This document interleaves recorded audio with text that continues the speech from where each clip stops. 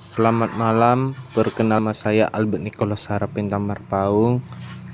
Saya saat ini sedang berkuliah di Universitas Islam Riau dengan jurusan psikologi. Di sini saya akan menjelaskan tentang teori kognitif sosial dari Albert Bandura. Albert Bandura lahir di Munster, Provinsi Alberta, Kanada.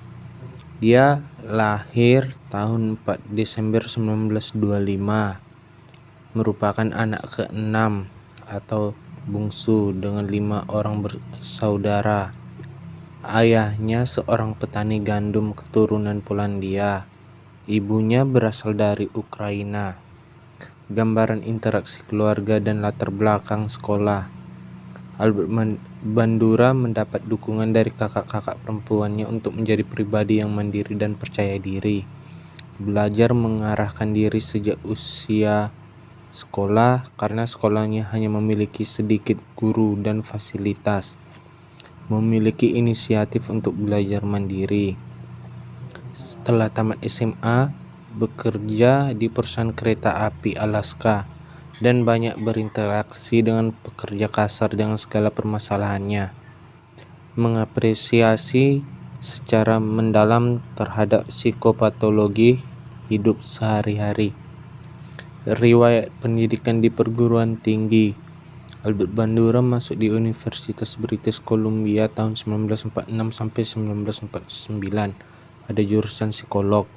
Keputusan menjadi psikolog klinis dianggap Bandura sebagai peristiwa kebetulan, yaitu kejadian tak terduga yang memberi pengaruh penting.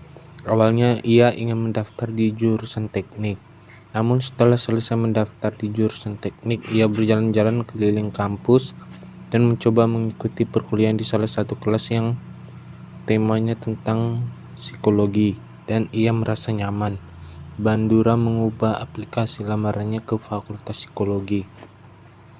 Riwayat pendidikan di perguruan tinggi selanjutnya, dia S2 di bidang psikologi klinis yang memiliki dasar teori belajar yang kuat di University of Iowa, Amerika Serikat.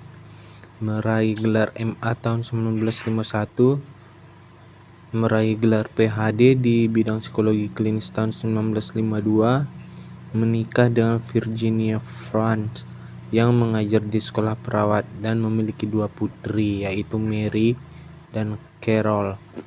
1953 bekerja di Stanford University.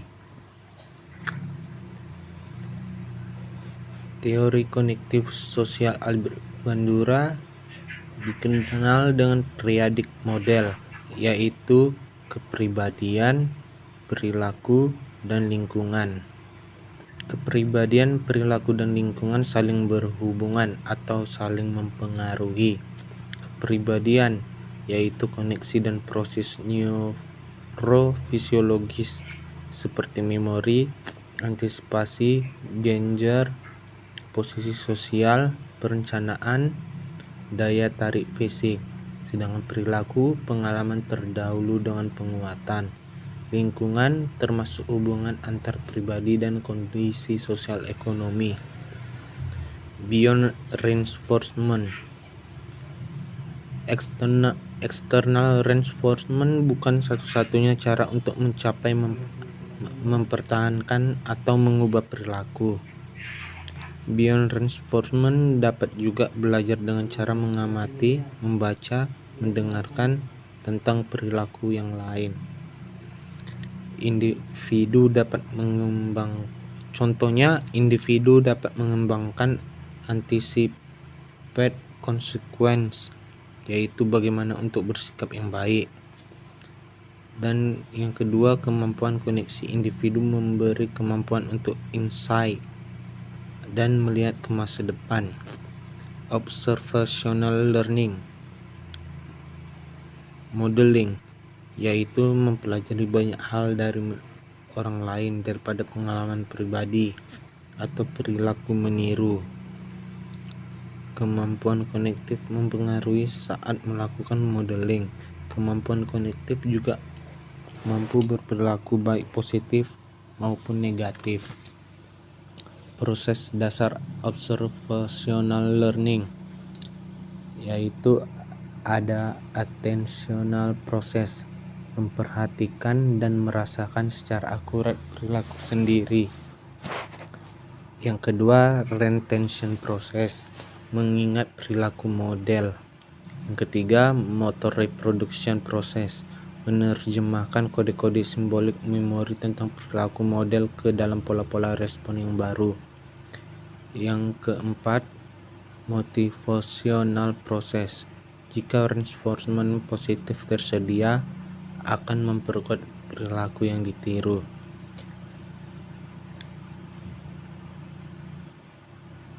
Reinforcement in observational learning. Type of reinforcement. Ada vicarious reinforcement, yaitu belajar dengan mengobservasi perilaku orang lain dan konsekuensi perilaku tersebut. Perilaku tidak ditentukan oleh direct reinforcement.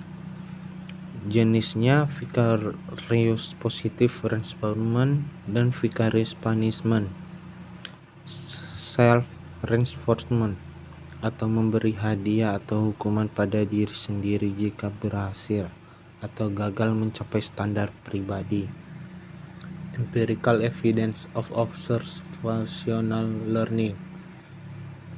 Contohnya, anak-anak melihat orang dewasa berperilaku agresif, mungkin akan melihat perilaku agresif sebagai hal yang positif.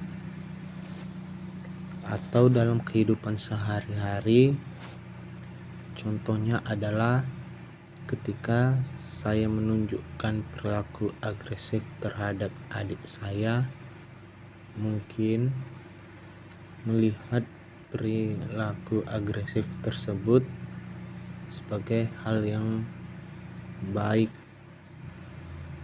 dan mengharapkan reinforcement positif dari perilaku tersebut. The process of imitation involves, yaitu memperhatikan model, mengkoding perilaku dalam memori, mengambil perilaku dari memori, melakukan perilaku yang dicontohkan.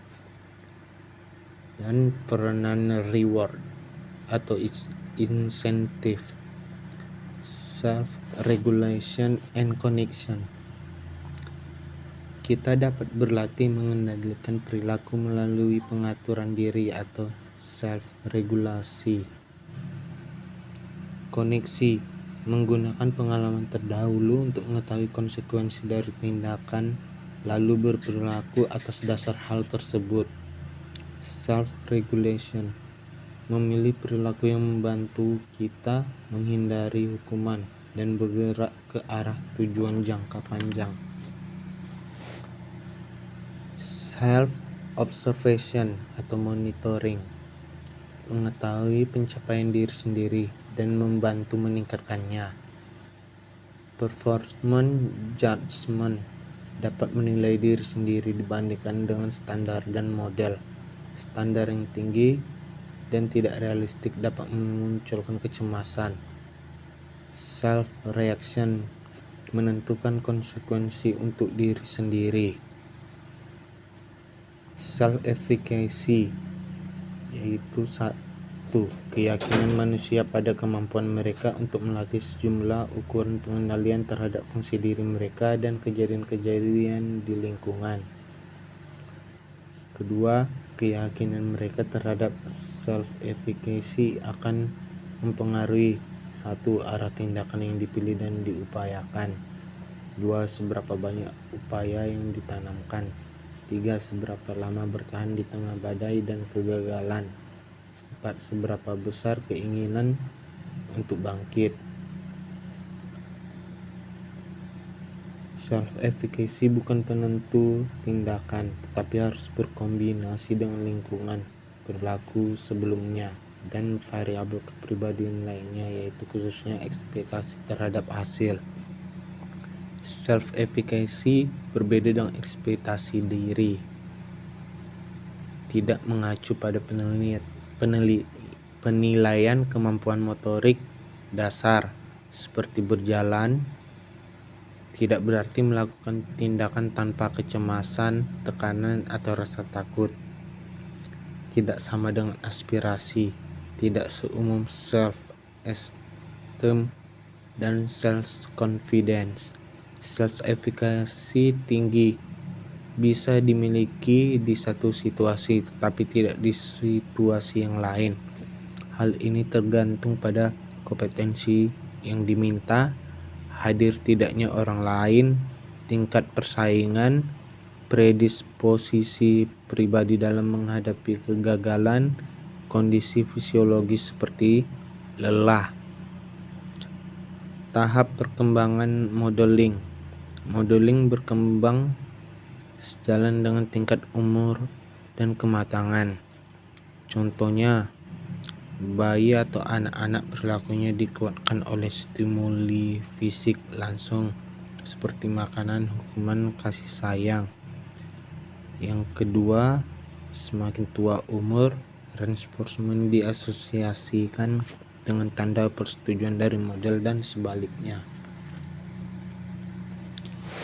Sekian yang dapat saya sampaikan. Terima kasih.